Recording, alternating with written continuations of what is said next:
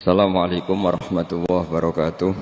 Bismillahirrahmanirrahim. Jadi itu penyakit laten ya, melihat orang lain senang, kok tahu melihat istrinya dan senang. Wah, itu kasus orang merantau dan yang tidak merantau supaya gak tersinggung. Saya memang sengaja mau memberi kajian yang ringan tapi bermakna, karena agama ini sebetulnya dimulai hal-hal yang ringan. Nggak ada ceritanya filosofi agama itu berat, karena jubilatil ukul ala qabulil haqqi. Semua ulama berpendapat akal itu dipaksa untuk menerima kebenaran. Saya pernah ditanya seorang dokter, dia tanya gini, Pak, zina itu kan enak, kenapa haram? Lalu tidak enaknya zina di mana? Terus dia saya tantang, andai kan zina wajib kamu bingung, kok bisa? Kalau setelahnya terus tak suruh lagi kamu bisa, ya udah bisa. Akhirnya dia mikir iya ya, kalau wajib malah bingung, harus mengumpulkan uang untuk murder. Dan kalau dia senang seseorang tidak harus kesampaian, ya kan? Kalau kamu senang seseorang kan tidak mesti dia senang kamu. Kan repot kan? Kalau senang tidak mesti dia senang kamu, atau nggak senang maunya dibayarkan repot. Mendingan diharamkan terus tidak usah, kan enak malah. Tidur di kamar happy santai, syukur-syukur itu terganti oleh sujud, oleh munajat, oleh kesenangan-kesenangan yang religi. Misalnya maling diharamkan ya enak, kalau kita boleh maling malah digebuki orang malah repot. Barokahnya diharamkan tidak dapat pahala, tidak digebukin orang gitu. Sama, jadi perlu membuat argumentasi agama itu penting. Selama ini ada kesolehan amatir, itu yang sering saya kritik setiap saya ngaji, itu kesolehan apa? Amatir. Misalnya gini, kadang-kadang orang kalau gini, Islam itu repot, mau kebar gak boleh, mau bebas gak boleh, nanti kan boleh semua kan enak. Pertanyaannya adalah, ketika boleh semua, apakah lembaga maksiat ini tidak ada aturan? Kan tetap ada aturan. Boleh pakai kalau bayar, itu aturan enggak? Aturan. Kalau yang cantik mahal, kan aturan. Kalau homer atau arak yang enak mahal, kan aturan. Artinya gini, di tempat yang maksiat pun banyak apa? Aturan. Kenapa aturan di tempat maksiat kamu anggap kebebasan, sementara agama ngatur kamu anggap pengekangan? Nah, ini namanya soleh amatir apa? Soleh amatir itu yang latihan soleh. Tapi kalau solehnya sudah lama, kayak saya ini masuk soleh sudah lama, tidak tahu saya. Dari Gus Bak Syukur yang nggak seneng namanya akan komentari ujub, ya sudahlah itu biasa manusia seperti sama merengut. Yang senang akan bilang pemikir serius, yang nggak seneng mau kok merengut orang ita itu ya gitu, yang seneng bilang wah itu sibuk ngalor ngidul gitu, yang nggak seneng kan bilang wah ita itu. Jadi itu kan nggak usah dipikir lah, komentar orang itu nggak usah dipikir. Jadi ini penting saya utarakan. Sehingga saya berpikir, terutama untuk zaman akhir, saya ulang lagi, terutama untuk zaman akhir, saya buktikan sekian ayat. Sebenarnya saya hafal Quran, tapi ini tak bawa Qurannya supaya nanti kamu bisa nyari ayatnya. Syukur-syukur kamu bisa nyanyi saya hafal Quran, bagus ini. Kalau enggak ya kacau ya. Sekarang banyak orang bantah apa orang hafal Quran, dia sendiri enggak hafal. Saya sering di Jogja, saya mau tanya tafsir sama jenengan, karena tafsir Kemenak itu ada kesalahan sekian 2000 itu, tak tanya kamu hafal Quran enggak? Aduh repot ini pada saya. Ini kayak Tyson tinju sama Elias Pikal gitu. Kalau kelasnya nggak sama mati soalnya kan.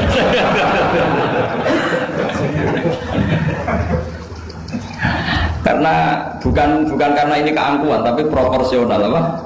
Proporsional. Saya cerita yang ringan-ringan saja, sebagaimana sanad saya dari guru-guru saya ila Rasulullah Shallallahu Alaihi Wasallam. Agama itu dimulai dari kesenangan, happy. Farah kalau dalam bahasa Arab al-farah. Ayatnya jelas, qul bi fadlillah wa bi rahmatihi fa bidzalika falyafrahu. Ingat Muhammad dengan fadl Allah, anugerah Allah dan rahmatnya, kemudian dengan itu kamu harus senang. Sehingga dengan senang kepada Allah dan Rasul itu nikmatnya Masya Allah. Andai kan senang itu bisa ditakar, orang yang sedang tahajud menangisi dosanya plus menangisi nasibnya kalau di perantauan ini. Itu senangnya sama orang sedang dugem itu mesti kalah, mesti senang yang sedang tahajud. Karena orang-orang maksiat itu sebenarnya orang-orang susah. Kalau tidak susah gimana? Setelah itu semua ditanya senangnya di mana? Tidak tahu dia mabuk. Sementara senang kamu ingat betul tadi malam saya nangisi dosa-dosa saya, nangisi nasib saya, kemudian tenang karena kembali ke Allah, kembali ke Rasul. Itu luar biasa senangnya. Tapi masalahnya sekarang ibadah itu kayak ancaman. Kalau ada pondok mewajibkan tahajud itu santrinya itu sudah mendelik dulu. Kalau di masjid-masjid gini itu kira-kira diwajibkan tahajud orang juga protes. Ini aliran sesat, sunat diwajibkan. Jadi agama itu banyak keunikan, tapi yang jelas saya pastikan kamu harus senang. Kata Rasulullah SAW, salasun mangkun nafihi wajata halawatal iman. 3 hal ini, kalau 3 hal ini ada pada kamu, ada pada kita, pasti kita ini menemukan halawatal iman, manisnya iman. Yaitu satu, ayyakuna Allahu wa rasuluhu ahabba ilaihi mimma siwahuma. Bahwa Allah dan Rasul itu lebih Anda cintai ketimbang yang lain. Mencintai Allah itu nikmatnya Masya Allah. Caranya gimana supaya kita istiqomah ibadah? Anggap hidup kami itu sehari. Saya ini di Jawa, kalau besar, tapi punya uang 200.000 itu ngira banyak sekali. Bukan banyak, banyak sekali. Karena saya ngitung hidup itu per hari. Karena aturannya orang soleh, sama tak ijazahi, pasti kamu gak mau. Karena kamu pecinta won. Pasti tidak mau. Syarat sahnya orang soleh itu harus nganggap hidup itu hanya sehari. Hanya apa? Wa'mal li akhiratika ka'annaka tamutu ghadan. Beramallah untuk akhiratmu seakan-akan besok mati. Coba kamu yang di perantauan, bayangkan maksiat sampai 60 tahun ke depan kan berat. Sampai seminggu saja kira-kira berat kan. Tapi kalau bayangkan saya tidak akan maksiat semalam ini karena besok saya mati, sukses. Besok berpikir gitu lagi, saya tidak akan maksiat kan hanya sehari. Ternyata besok hidup lagi. Berpikir gitu lagi, tahu-tahu mati betulan setelah 60 tahun. Jadi itu apa ya, satu konsep dari Rasulullah supaya orang itu meninggalkan maksiat itu ringan karena bayangannya hidup banyak. Coba yang ahli maksiat itu diberitahu besok kamu mati, kira-kira malamnya maksiat enggak? Kamu maksiat itu karena bayangkan hidup masih lama. Makanya kata Quran, wahai orang-orang yang beriman, alam yakni lil ladzina amanu an takhsha qulubuhum li dzikrillah wa ma nazala minal haq. Orang-orang iman itu sudah saatnya khusyuk. Kamu jangan seperti orang-orang dulu. Orang-orang dulu fatola alaihimul amatu faqasat qulubuhum. Orang itu menjadi wangkot, menjadi keras hatinya karena merasa hidupnya itu panjang. Ini penting, ini konsep-konsep yang ada di hadis sahih. Jadi tidak perlu kamu soal ini sahih apa enggak, tak pastikan sahih. Saya ini baca hadis lama sekali. Jadi yang nyoal harus imbang. Kalau enggak kayak Tyson dengan Elias Pikal. Supaya clear, supaya jelas. Saya sering ketemu para pemikir di Jogja dan berkali-kali saya bilang harusnya diskusi itu imbang. Ini bukan karena keangkuhan tapi karena proper. Awal maksiat itu dimulai karena tidak senang tercari kesenangan dan pilihannya maksiat. Coba kalau kesenangan itu ada pada Tuhan, itu luar biasa. Sampai Rasulullah itu menggambarkan ketaatan yang baik itu. Ada hadis yang mungkin kalau orang Jogja, orang Solo itu tidak siap karena agak priayi. Nabi pernah ngendikan, wa fi buti ahadikum sedekah. Kamu ngeloni istri kamu itu ya sedekah. Sahabat ya tanya, ayati ahaduna syahwatahu wa walahu ajrun. Yang benar aja ya Rasulullah, masa urusan seks, urusan biologis kemudian dia dapat apa? Pahala. Nabi jawabnya ringan saja. Alaihi salawatu ahafi haramin akana alaihi wisrun. Kalau yang digauli itu istri orang atau yang enggak zaujanya, enggak istrinya, apa dia ada dosa? Ya dosa ya Rasulullah. Fakadzalika kalau wadu'a fi halalin kana lahu ajrun. Ya begitulah kalau dia salah. Kalau salah letak haram, kalau tepat sasaran ya halal. Segampang itu ibadah itu. Jadi ngumpulin istri ibadah, nimang anak ibadah, ngaji begini ibadah, meskipun enggak paham, enggak ada syaratnya paham. Yang menyenangkan dalam Islam kan gitu, ngaji itu tidak harus paham, yang penting datang pura-pura paham selesai. Bahkan saya pernah dibully oleh santri itu, ya agak kurang ajar santri itu, ya santri gak jenengan santri tua-tua gitu. Itu Gus, jenengan sama saya nanti di surganya dulu saya. Kenapa? Karena kata Rasulullah SAW itu man salaka tariqan yaltamisu fihi ilman sahalallahu lahu tariqan ilal jannah. Orang yang mengambil jalan, yang mencari jalan, berjuang sekolah, nyari ilmu. Nyari yaltamisu itu maknanya nyari iltimas. Maka orang yang mencari ilmu itu sahalallahu lahu thariqan ilal jannah, akan dimudahkan jalan ke surga. Itu yang nyari loh Gus. Kalau sudah ketemu kayak jenengan enggak masuk hadis itu. Makanya bersenanglah yang sedang nyari tapi belum ketemu. Karena hadis itu untuk yang masih nyari. Itu pasti sampai Anda saya. Wah saya mikir, wah ini nyari hadis apa yang bela saya. Karena hadis ini itu tidak mihak saya, tidak mihak yang sudah ketemu. Yang namanya nyari kan belum ketemu. Maka bergembiralah yang nyari ilmu udah alim-alim. Karena syaratnya ya kan, man salaka thariqan yaltamisu fihi ilman sahalallahu lahu thariqan ilal jannah. Siapa yang berjalan atau menempuh satu perjalanan mencari ilmu. Di mana-mana mencari itu sudah ketemu belum? Belum. Berarti kiai masuk hadis itu enggak? Alhamdulillah. Karena kiainya sudah ketemu. Maka bergembiralah jenengan saat tidak paham. Artinya masih mencari. Makanya kalau mau paham jangan paham. Karena saya ini kebetulan memang peneliti hadis dan saya banyak menghafal hadis karena saya suka dengan kalimat-kalimat jamiah, kalimat-kalimat yang komplit dari Rasulullah SAW. Sehingga ngapalkan hadis saya itu banyak dan imbang itu ya balance kalau dalam bahasa inteleknya itu. Saya termasuk menghafalkan hadis wa innal alima la yastaghfiru lahu man fis samawati wa man fil ardi hatta al-hitan fil bahr. Sebagian riwayat wa inna mu'alliman nasi al khaira la yastaghfiru lahu man fis samawati wa man fil ardi hatta al-hitan fil bahr wa hatta an-namlatu fi juhriha. Ini hadis tandingan. Jadi yang tandingan tidak hanya 01 02, hadis juga ada hadis apa? Tandingan. Tidak apa-apa, ilmu itu memang butuh apa? Butuh perimbangan ya, butuh balance. Enggak boleh ilmu, tapi karena ilmu enggak pantas diomongkan tandingan gitu aja. Kata saya ada hadis yang bunyinya gini. Wa innal alima, orang alim itu akan dimintakan ampun oleh penduduk langit. Jadi semua malaikat Jibril dan Mikail, semoga termasuk Israel, itu memintakan maaf untuk orang alim, tidak yang belum alim. Itu kamu tidak masuk hadis itu. Keren mana? Wah sama kerennya Gus. Saya masuk surga, yang jenengan nanti juga masuk. Ya sudah, nggak usah geger ketemu di sana.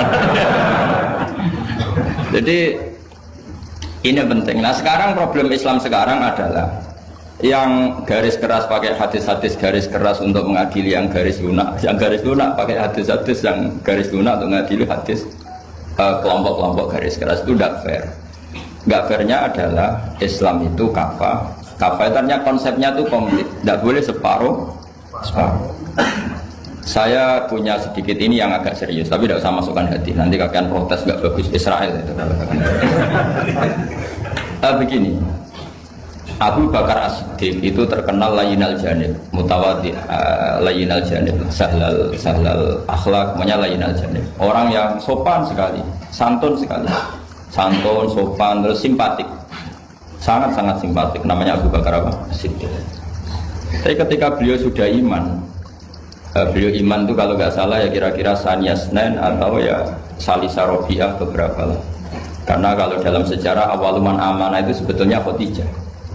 Awaluman amanah mutlakon itu sebetulnya Khadijah. Awaluman amanah mutlakon bisa saja Sayyidina Ali, dan awaluman amanah mutlakon bisa saja Abu Bakar Siddiq. Saya sedikit cerita ya supaya tidak gaduh dalam sejarah. Ketika Rasulullah umur 25 itu, ketika beliau umur 20 itu Khadijah itu karena punya paman penginjil namanya Waraqah bin Naufal, itu sudah tahu kalau Nabi akhir zaman ya Muhammad itu, sehingga dia memerintahkan hulamnya namanya Maisarah. Maisarah itu nama cowok, nama lelaki. Ini perlu dicatat. Nanti kalau kamu tahu Maisarah menemani Nabi dalam perjalanan, terus kamu tiruah cari Maisarah ya. Maisarah itu nama lelaki ya. Lihat ya, Maisarah itu nama lelaki. Orang Arab memang lucu, biasa nama lelaki pakai tak muannas kalau dalam ini Mas Rois ini bahasa gontornya itu. Kalau bahasa Arab biasa Maisarah lelaki, Tolha lelaki, Hamzah lelaki. Jadi biasa kalau dalam bahasa Jawa kan enggak, soleh dan solihah, muslimin dan muslimat, pokoknya data itu mana. Sebenarnya bahasa itu agak harus, tapi tahunya baru gitu sudah bagus loh, bisa naik kelas. Akhirnya Maisarah itu disuruh Khadijah khusus untuk meneliti Muhammad. Dulu masih jangkar karena belum Rasulullah. Setelah diteliti di perjalanan ke Syam, mengikuti dagang, semua keajaiban dan alamat nubuwah itu ada semua, termasuk tuzillul ghamamah tuti'us sahaib. Setiap perjalanan yang terik itu matahari pas apa? Ghamamah itu apa? Mendung mengayomi Nabi. Saya termasuk orang yang ditakdir pernah di pohon tua yang dulu jadi alamat nubuwah. Di Jericho itu ada pohon tertua di dunia. Pas saat di situ malah ada film dokumenter Kristen pas itu. Karena pohon itu semua Nabi pernah duduk di situ, termasuk Nabi Isa dan Nabi Muhammad SAW. Dan itu para pendeta tahu reaksi pohon. Jadi kalau sampai yang duduk pohonnya agak reaksi biasa saja. Tapi kalau Nabi yang duduk itu akan direaksi. Misalnya Nabi duduk di barat, kemudian matahari teriknya dari barat, pohon itu akan pindah ke barat supaya geser. Sehingga Rohibul Khairah itu tahu ini calon Nabi sesuai definisi atau kriteria yang ada. Singkat cerita, setelah Maisarah lapor sekian alamat Nabi itu diceritakan Khadijah, terus Nabi ketika umur 25 dia memantapkan diri untuk nikah sama orang yang bernama Muhammad. Tapi Khadijah itu mulai agak kecewa. Kok enggak jadi Nabi? Biasa-biasa saja, tetap dagang saja. Nabi tetap dagang. Hanya tentu tetap punya sifat amanat, kredibilitas dijaga, semuanya terjaga. Tapi enggak ada alamat Nabi yang ekstrim lah yang sehingga Khadijah mulai mamang ini kapan jadi Nabi ini? Gini-gini aja ini. Nah, pas umur 40 itu Nabi ngalami yatahannas itu yata'abbad al-layali yadawatil adat. Kalau dalam Sahih Muslim disebutkan fakana yatahannasu fil ghar wa huwa at-ta'abbud al-layali yadawatil adat. Yang dikatakan tahannus adalah menyembah Allah di gua, menyepi, kemudian beberapa hari.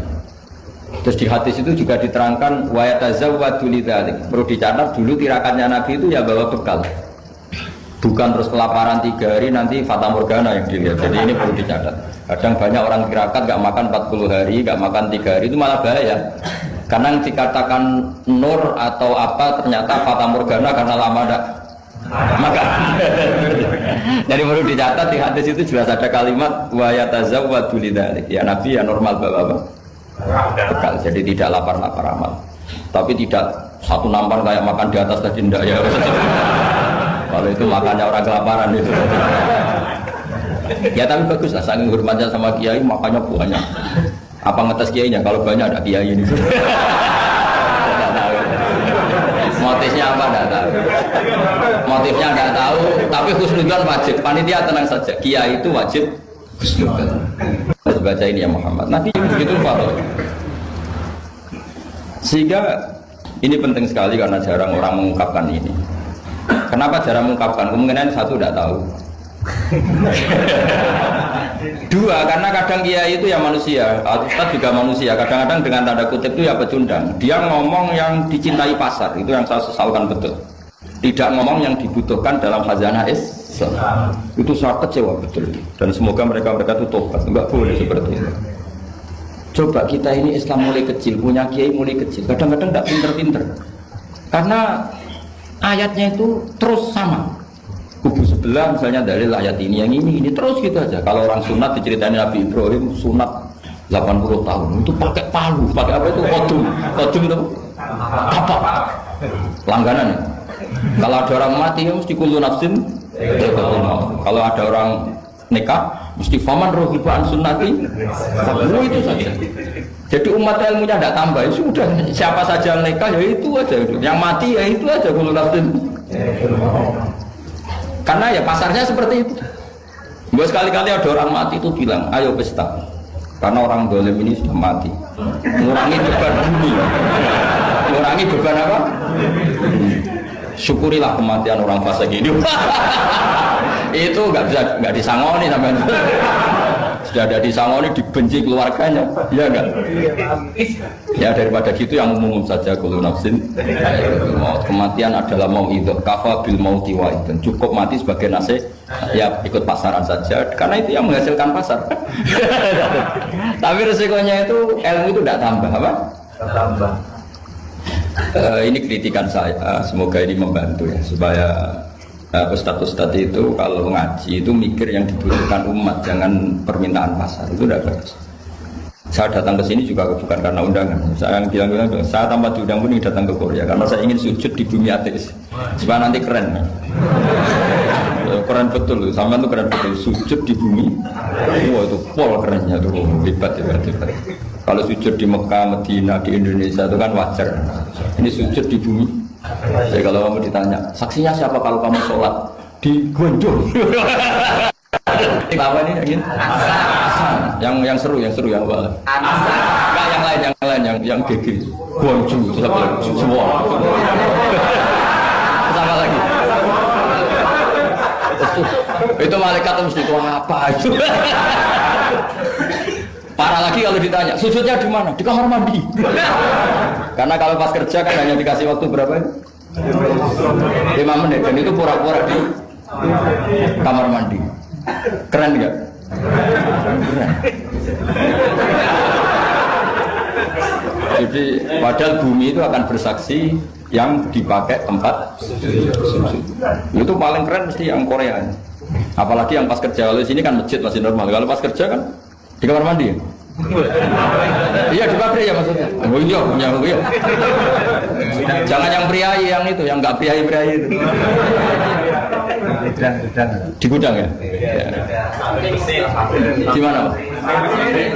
Sampai mesin ya? Ayo, mesin sebagai saksi. Ya bagus. Saksinya apa? Buta gitu. Yang jelas jangan kerja di pabrik salib. Saksinya apa? Kerjanya bikin apa? Ya, pas waktu sholat saksinya apa? Itu bisa berhadapan-hadapan itu saksi sama disaksikan. Begini ini intermezzo saja tapi betul. Jadi kemudian Khadijah kembali ke Khadijah tadi. Rasulullah itu nggak bisa baca. Walhasil akhirnya ditakdir bisa. Saya mengatakan bukan karena belajar, ditakdir bisa karena syaratnya Nabi itu harus ummi itu keibu-ibuan. Tapi Nabi itu uniknya begini, justru beliau ngira itu malakul maut. Jadi pulang itu yarju fufuatu, dia gemeteran sekarang. Nangis pulang itu yarju fufuatu nangis. Terus bilang ke Khadijah zamiluni, coba saya kasih selimut. Kalau dalam bahasa Arab itu boleh khitab sama perempuan itu pakai ya mu'annas sama khotoba atau pakai mudzakkar ghaib al-mudzakkar mukhatab jamak tapi niatnya ahli. Jadi kalau orang Arab bilang normalnya kalau perempuan kan zamili ini karena khitabnya satu yaitu Khadijah. Tapi Khadijah itu nama ahlun, nama keluarga. Sehingga dalam bahasa Arab juga boleh zamiluni apa? Pakai khitab apa jamak mudzakkar. Khadijah terus dikemulin. Di mana-mana namanya ketakutan itu ya dikemulin. Dan di mana-mana kalau ketakutan itu cari istri. Yang bayang di perantauan ya kalau ketakutan. Tidak usah lah banyak menyinggung orang. Pokoknya seperti itu. Sunnah manusia apapun hebatnya kalau ketakutan itu nyari istri. Jangan bahasakan nyari perempuan, nyari istri ya. Garisnya jelas ya. Kalau ketakutan nyari apa? Istri. Nyari istri apa nyari perempuan? Istri. Alhamdulillah. Bagi yang punya. Bos. Akhirnya dikemulin sama Khadijah. Ada apa? Oh saya tadi ketemu malakul mauti gini-gini. Khadijah itu senangnya bukan main. Ini yang saya tunggu. Hampir saja saya putus asa. Kamu nggak jadi nabi. Terus tanya Khadijah, lalu sifatnya orang tadi kayak apa? Oh gini. Oh ya besok ikut saya. Didatangkan ke Waraqah bin Naufal. Dalam Bukhari disebutkan wa kana imro'an tanassara fil jahiliyah wa yaktubu minal injil masyaallah ayaktub. Waraqah bin Naufal itu penginjil. Dia menerjemah Injil dari bahasa Ibrani menjadi bahasa apa? Ketika Rasulullah ditanya, ma ra'aita itu, madza tara? Apa yang kamu lihat? Terus Nabi cerita itu. Kata Waraqah bin Naufal, hadan namus alladzi ja'a bihi Musa. Bahasa lainnya malak itu namusha dan namus alladzi ja'a bihi Musa. Uniknya itu tahun awal nubuwah, ya tahun awal apa? Nubuwah. Itu uniknya Waraqah itu bilang begini. Ini Waraqah bin Naufal bilang gini. Doakan saya ini masih hidup. Khina akhrajaka qaum, ketika kaum kamu musir kamu. Kagetnya bukan main Rasulullah, karena Rasulullah itu figur yang menarik, yang simpatik. Beliau putra tokoh, Muhammad bin Abdullah bin Abdul Muttalib bin Hashim, tokoh yang sangat dihormati. Beliau tidak punya kasus, beliau tidak orang yang dibenci, beliau orang yang sangat menarik. Kenapa harus ngalami diusir? Maka Rasulullah tanya, awamu krijiyahu, masa betul umat saya mau mengusir saya? Tapi siapa? Waraqah tetap bilang, ya letani fiyajat anhina asrajaka qaum. Doakan semoga saya ini masih kuat ketika engkau diusir kaum. Ini sekalian latihan bahasa Arab, karena sama nama latihan bikin mesin saja ini ambil tak latih bahasa Arab, bahasa Korea ya. Akhirnya kata Waraqah bin Naufal, tidak ada orang yang alami seperti kamu kecuali pasti akan diusir.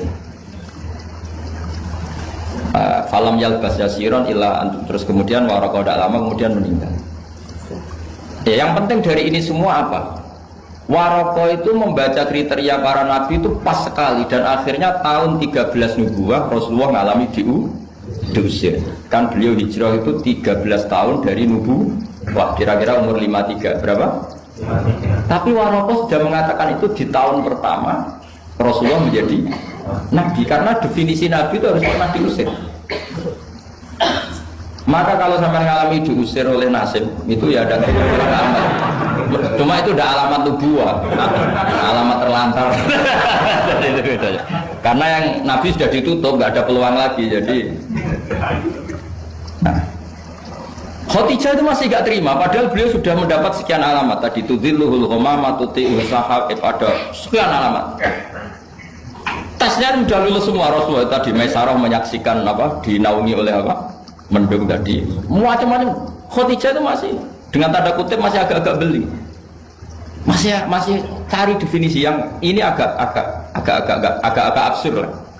Kata Khadijah gini, ya Muhammad, ya Rasulullah, kalau kamu kedatangan teman kamu itu, kalau bilang sohibuka, nanti cerita ke saya. Ya kata Nabi. Nabi itu lugu, nggak ngerti kalau itu dites. Ya katanya. Suatu saat Jibril datang ke Rasulullah. Ini malah, ini Jibril, ini teman saya datang. Ya Nabi kadang istilahkan Jibril itu temannya. Ini teman saya datang. Oh ya. Terus Khadijah dekat Rasulullah, pas Rasulullah agak-agak di pangku manja. Fakasyafat an auratiha, sebagian auratnya Khadijah itu dibuka. Sama tidak usah bayangkan kelihatan apanya itu. Agak-agak. Ya kira-kira pupunya saja lah yang lebih mudah. Tidak lebih dari itu, jangan macam-macam. Akhirnya terus ditanya, Khadijah tanya, temanmu masih? Enggak, lari. Hanya Khadijah ditutup lagi. Khadijah nggak tahu ada Jibril, nggak tahu. Ditutup lagi. Sekarang temanmu di mana? Oh sekarang datang lagi. Oh Nabi diambungi semua. Ini yang saya tunggu-tunggu, orang itu malaikat betul, bukan setan. Karena kalau setan tahu, kamu tahu. Artinya apa? Dalailun nubuwah itu dikaji sedemikian rupa oleh Khadijah karena beliau ponakan dari penginjil, yaitu Waraqah bin. Tentu zaman itu Injil masih orisinil, bukan kayak yang sekarang Lukas Matius. Tentu jadi Injil di sini bukan konotasi yang muharraf, yang apa? Enggak orisinil ya, tentu yang masih apa? Orisinil. Jadi semuanya mengarah ke pembenaran terhadap kenabian Rasulullah Muhammad SAW. Jadi Khadijah tambah mantu. Jadi Nabi dites saja ada tahu, ya lugu saja. Temanmu masih lari. Terus, setelah ditutup lagi, temanmu ada. Oh iya ya sekarang ada lagi. Wah ya Nabi betul. Absyir ya Muhammad, kamu harus senang, itu malaikat betul. Kalau setan tidak seperti itu. Oh, kalau ada orang senangnya bukan main. Nah, melihat awal, saya ulang lagi ya, melihat awal dialek kenabian itu hanya dengan Khadijah karena dia keluarga terdekat beliau. Maka sebetulnya awaluman amanah mutlakon itu sebetulnya itu hampir semua ulama bilang itu Khadijah, bukan Abu Bakar. Tapi melihat peran Abu Bakar yang begitu sentral dalam mengawal Islam, orang bilang Abu Bakar. Melihat Sayyidina Ali teman kecilnya Rasulullah, orang bilang Ali. Sehingga berjanji itu, kitab berjanji itu, maulid itu kan sebenarnya kitab sejarah normal biasa, kitab akademik sebetulnya, bukan kitab mantra, kitab akademik. Beliau kalau ngendikan tuh awaluman amana minar rijal Abu Bakar, wa minan nisa Khadijah, wa minas sibyan Ali, wa minal mawali Zaid. supaya semua kelompok terwakili. Semua kelompok. Karena kalau yang pro Abu Bakar dibilang awal man amanah Khadijah itu merengut. Yang bener aja kayaknya Abu Bakar. Yang pro Khadijah kalau dibilang Abu Bakar juga merengut. Yang pro Ali juga demikian. Akhirnya di tengah-tengah awaluman amana minar rijali Abu Bakrin wa minan nisa Khadijah wa minas sibyan Ali wa minal mawali Zaid bin Harisah. Pertama orang iman dari golongan lelaki tua, rijal lelaki tua, lelaki berumur itu Abu Bakar. Dari perempuan Khadijah, dari anak kecil Ali, dari mawali budak dimerdekakan. Jadi itu sudah cara bahasa Arab itu takbir itu redaksi yang agak-agak ngeles. Jadi seperti ginilah, pendiri masjid As-Siratal Mustaqim itu siapa? Yang pertama punya ide tentu sebenarnya yang pertama, tapi kan ide tok belum terrealisasi. Nah, nanti yang pertama terrealisasi pondasi juga pertama, tapi yang benar-benar mulai dipakai Jumatan itu juga pertama. Lagi lah supaya agak sensitif kita ini harus minta pertama semua, mau tidak mau kan kita harus ngomong awaluman bana hadal masjid si'a.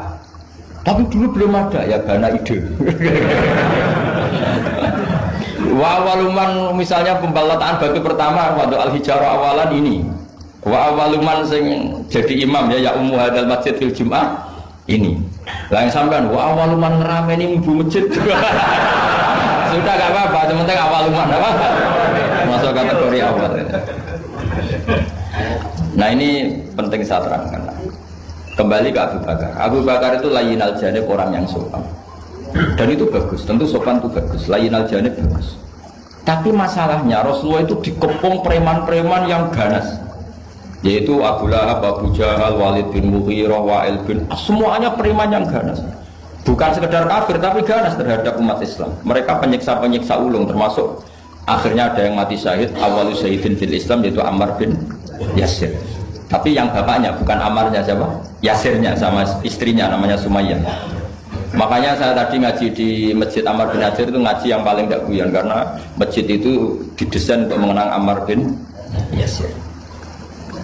Sumayyah disiksa sampai mati, ya Yasir juga gitu, sampai Rasulullah ngendikan sobron ala Yasir inna mu'idakum al jannah, sudah kamu sabar, kamu pasti nanti masuk surga.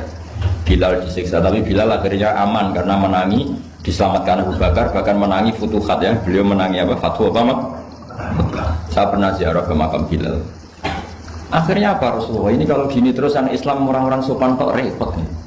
Beliau pas jalan-jalan ngerti Umar itu kalau ingin sarapan atau ingin punya uang, kalau ingin punya uang itu harus tarung.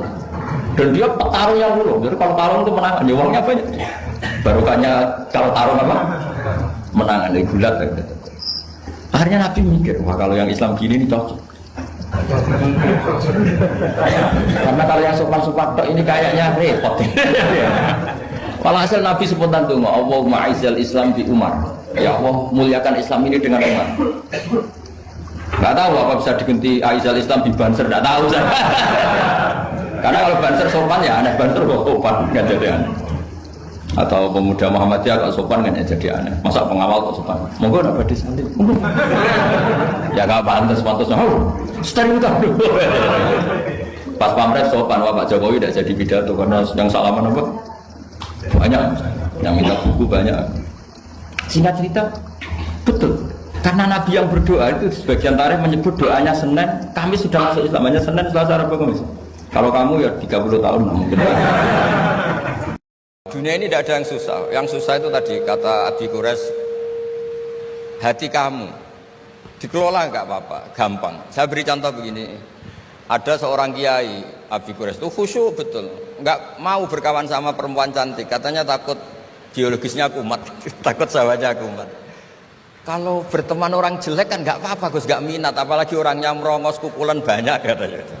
Terus tak ingetin, syahwat yang nggak pada tempatnya itu dosa, tapi ngenyek orang juga dosa kata saya. Artinya dia menghindari perempuan cantik tapi dosa menghina.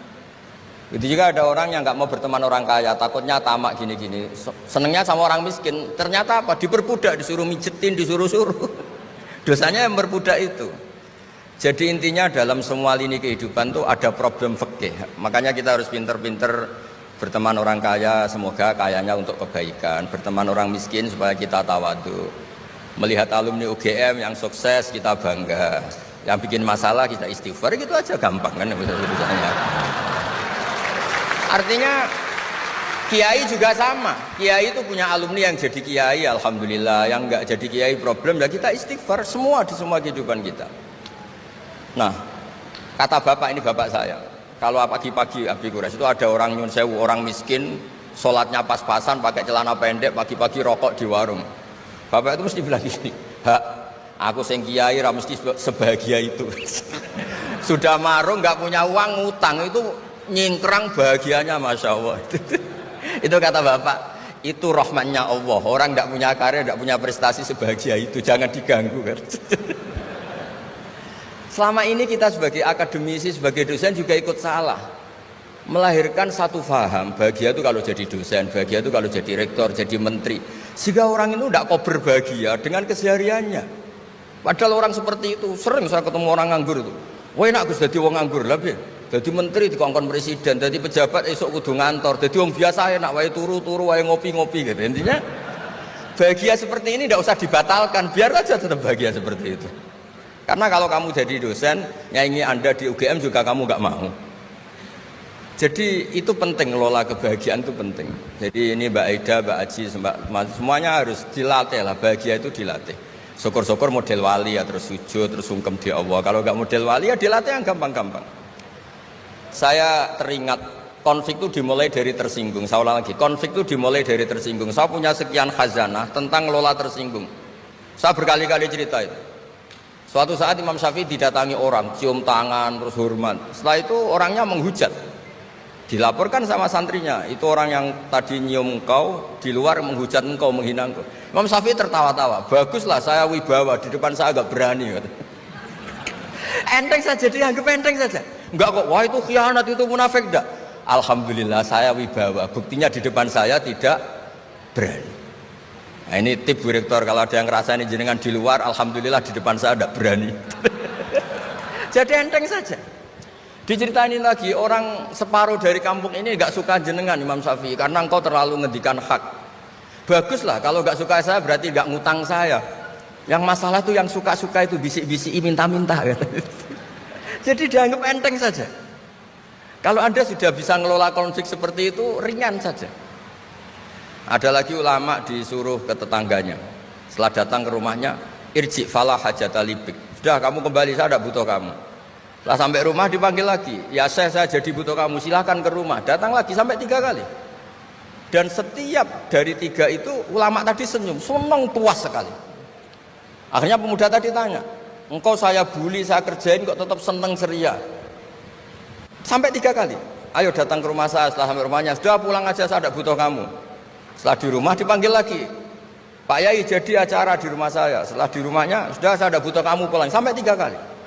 Dan fikul lil marroh, di fitil kal marroh, di semua itu beliau senyum, senang menikmati. Terus tanya pemuda tadi, kenapa engkau tetap senyum-senyum menikmati? Saya ini penghamba Allah sejati, senang saya sama ajarannya Allah, disuruh menghormati tetangga. Kamu tetangga saya, minta saya datang ya datang, puas kamu nyuruh saya pulang ya saya pulang. Alhamdulillah saya jadi hamba Allah yang baik, ngikuti perintah Allah, hormat tetangga, katanya.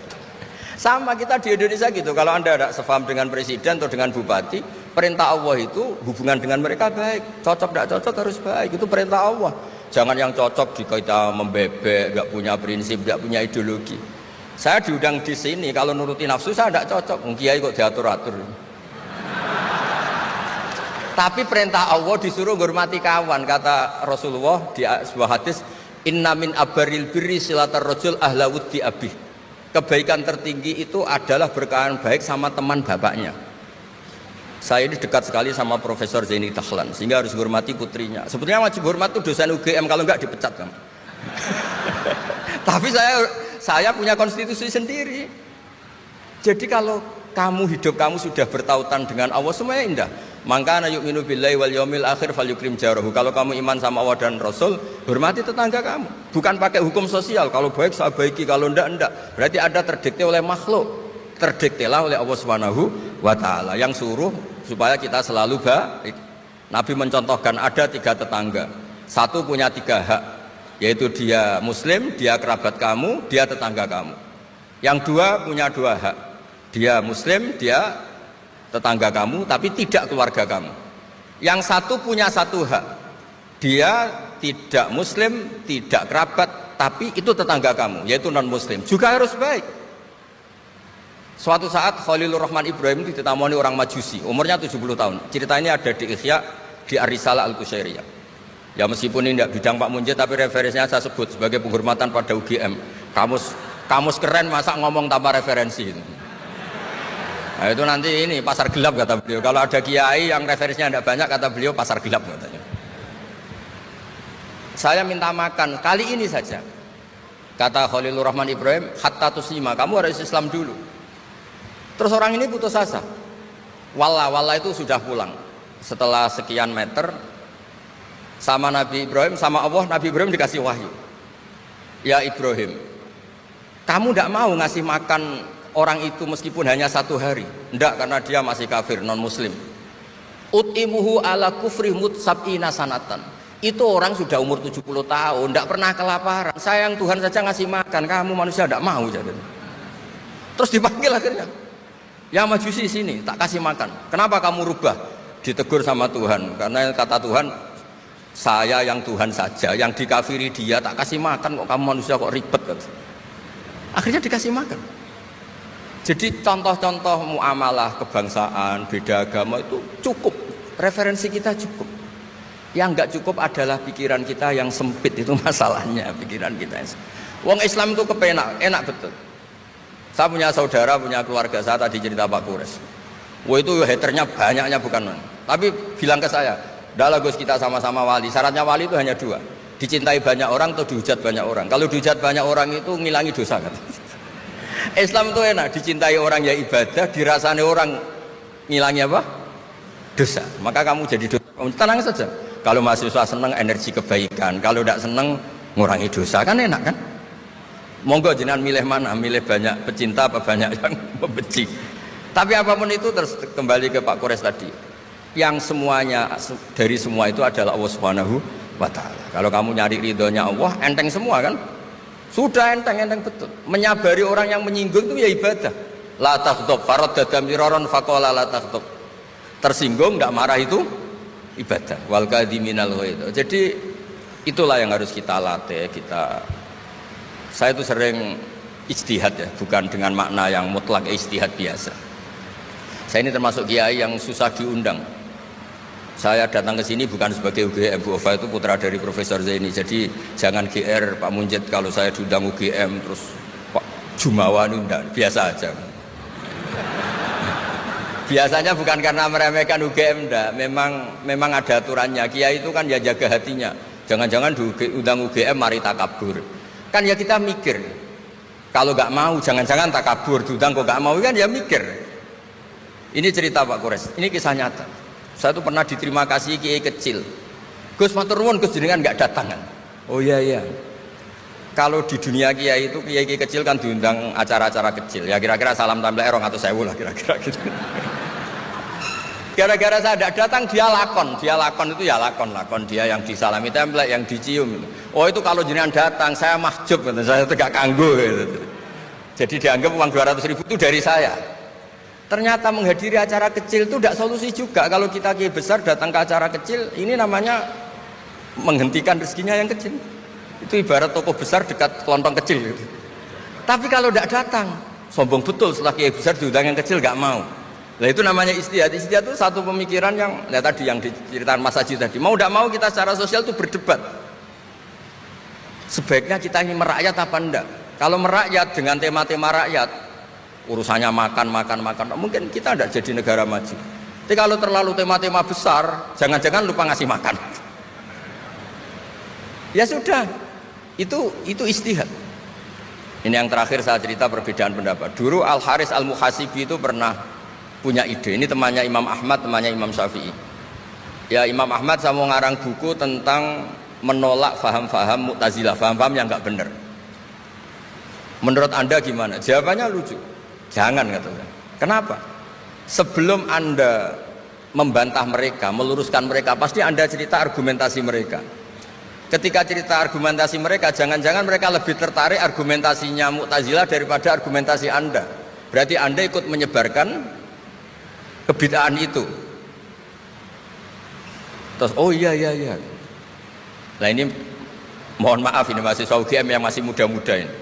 Misalnya rektorat bikin pengumuman, nyun sewu ada gambar yang seronok, yang menarik. Terus ditulisi gini, jangan lihat ini bahaya. Misalnya. Orang lihat tulisan jangannya apa ngelihat gambarnya? Nah, tidak semua kebaikan disebarkan itu baik karena ini ada hitung-hitungannya. Saya sebagai ulama ahli sunnah misalnya, tahu madzhab Mu'tazilah, tahu madzhab yang lain-lain itu dari cerita ulama itu.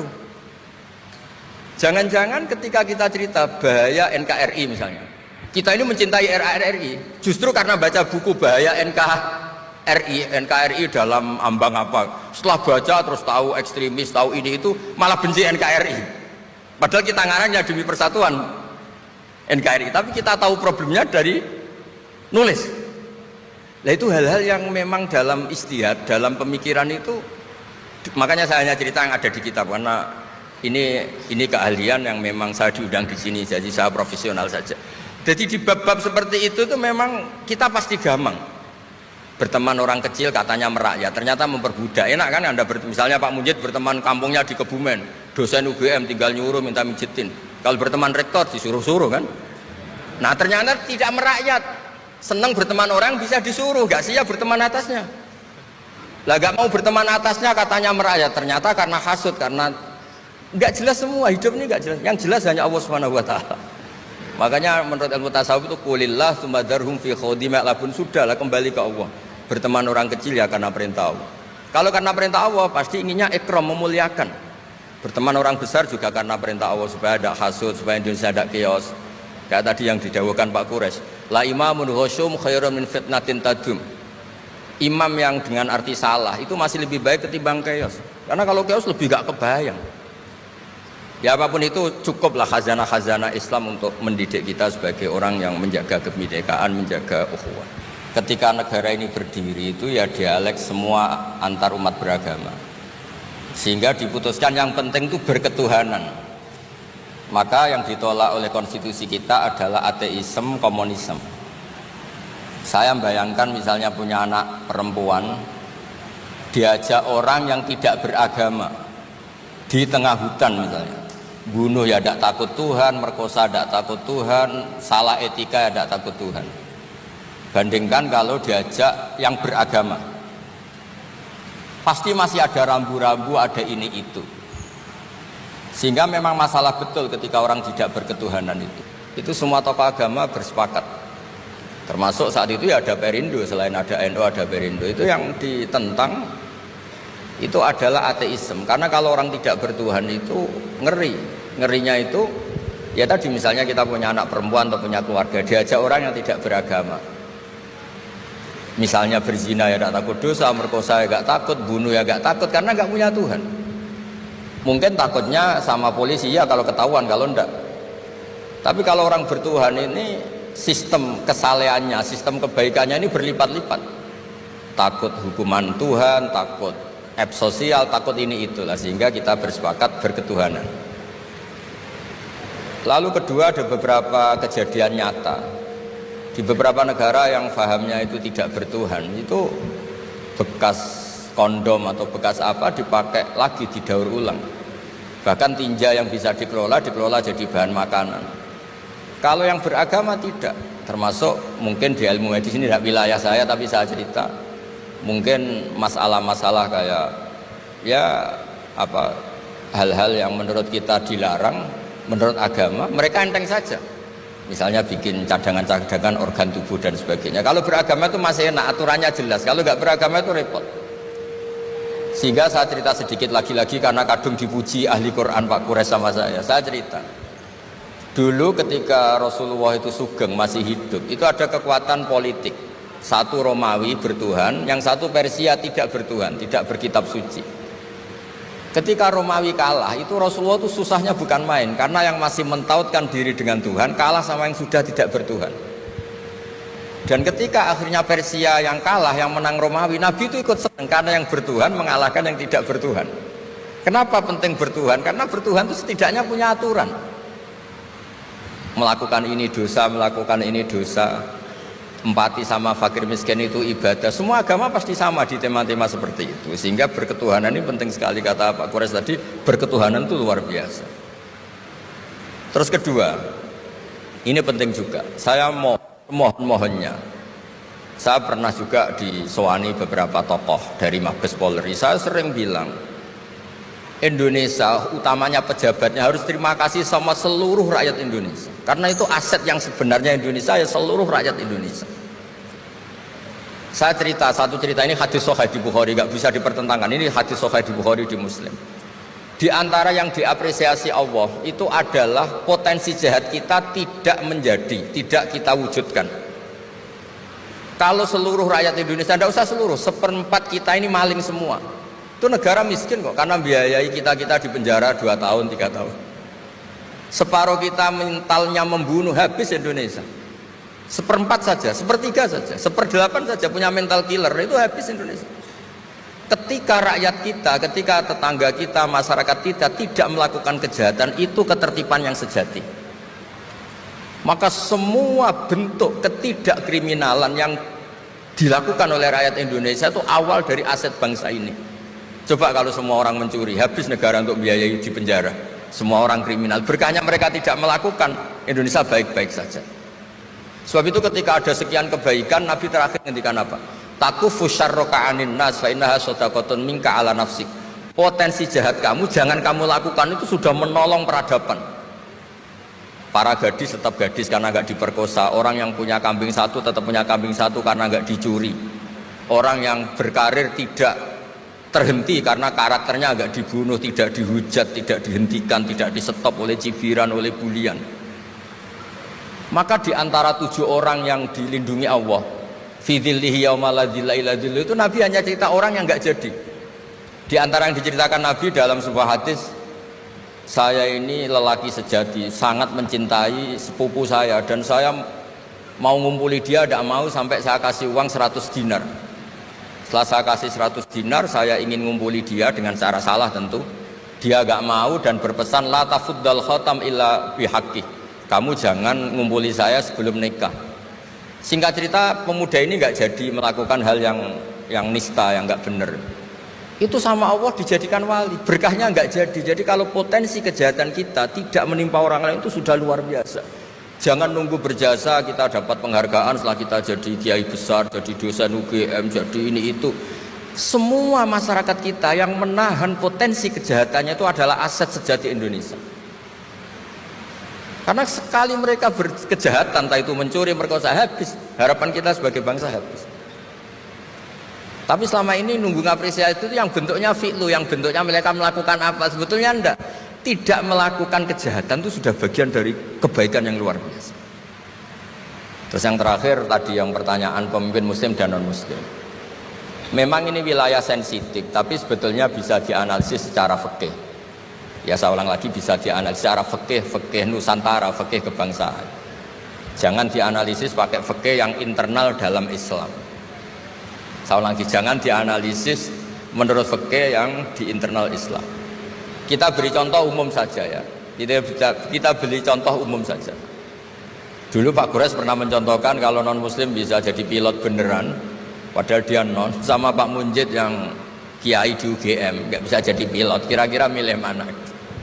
Tapi itu kan wilayah yang sensitif, karena ini di Indonesia itu konteksnya bukan urusan pilot, urusan mewakili kebanyakan Indonesia itu muslim. Dan demokrasi itu mencerminkan suara mayoritas. Tapi tidak mungkin juga membiarkan muslim yang killer, yang pembunuh, yang dulu punya reputasi yang misalnya macam-macam. Jadi hal-hal seperti itu, kata Quran itu, jangan berdiskusi sesuatu yang kalau menjadi jelas malah masalah. Karena itu kan seperti pertanyaan gini, Gus saya punya kerabat di Jogja, tapi pelit, sama orang lain dermawan, bagus mana? Kita kan nggak mungkin menganjurkan mutus hubungan keluarga. Tapi tidak mungkin juga suruh ikut orang pelit. Anda menggunakan orang fikih, karena kalau yang nggak ahli fikih itu ya gampangnya saja jawab semaunya. Tapi kalau saya sebagai orang yang nekuni fikih itu bingung. Saya sering ditanya orang juga, Gus saya mau nyalon lurah, ya lurah atau bupati atau apa. Katanya nyuap itu haram Gus. Setelah dipraktekkan nggak bayar, nggak bagi uang, ya nggak jadi betul. Yang menang yang bayar. Terus akhirnya fikihnya tak rubah. Nyuapku yo haram, medit yo haram kata saya. Dimodifikasi sedikit, akhirnya alhamdulillah Gus bar sedekah. Ya menang akhirnya berkahnya sedekah. Karena kita sebagai pemimpin atas nama tidak nyuap ya jangan juga jadi orang kikir dong. Atas nama ada nyuap terus jadi orang kikir. Repot kan? Tapi jangan juga bayar yang sampai merubah hukum dari orang yang nggak layak mimpin karena bayar menjadi pemimpin. Itu ya jangan juga sampai gitu.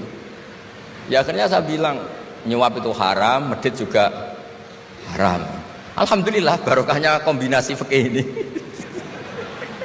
Ya nyuapnya tetap haram tapi rakyat tetap dapat uang gitu. Tapi nanti ketika Anda tidak layak jadi pemimpin itu juga haram karena menjabat sesuatu yang nggak wilayah Anda. Jadi seni-seni ngelola muslim, non muslim dan itu tidak bisa dipukul rata. Karena itu wilayah-wilayah yang sensitif, yang butuh detail, yang butuh satu peristiwa spesifik. Saya pernah ditanya, Gus saya ini hidup di Amerika, kalau milih presiden kan sama-sama non muslim, milih yang siapa?